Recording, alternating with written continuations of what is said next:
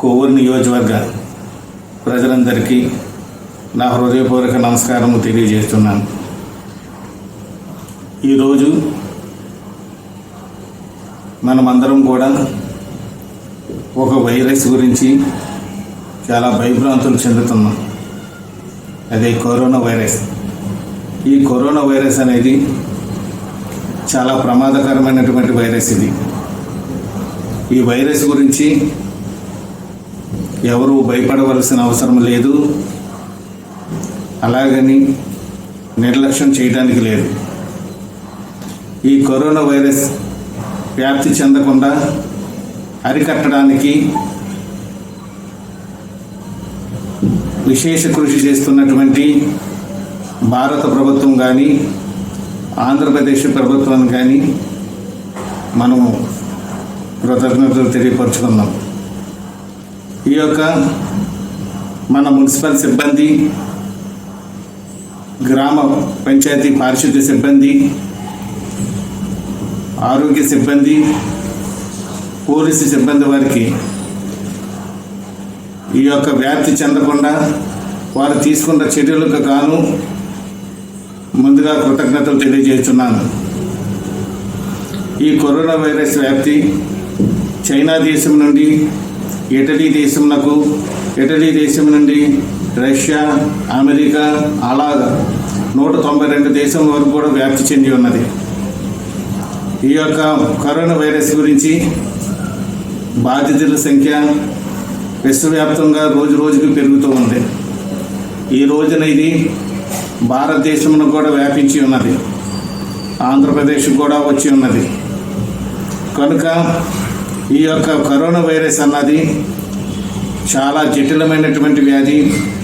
ఈ యొక్క కఠినమైనటువంటి వైరస్ ఇది ఊపిరితిత్తుల మీద దాడి చేసి ప్రాణహానికి ఇది కలుగజేస్తుంది. కావున మన ప్రజలందరూ కూడా ఈ యొక్క కరోనా వైరస్ గురించి చాలా జాగ్రత్తలు వహించవలసి వస్తుంది. దీనికోసం ప్రభుత్వం విశేషమైన కృషి చేస్తుంది. ప్రజలెవరూ బయటకు తిరగనివ్వద్దంటుంది.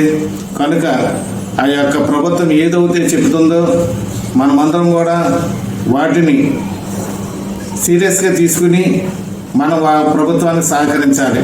ఎందుకంటే ఇది ముట్టుకుంటే అంటుకుంటుంది. కావున మనం కూడా చాలా జాగ్రత్తలు వహించాలి, సామాజిక దూరం పాటించాలి. ప్రభుత్వం చెప్తున్న ప్రతి జాగ్రత్తను మనం శిరసా వహించి పాటించాలి.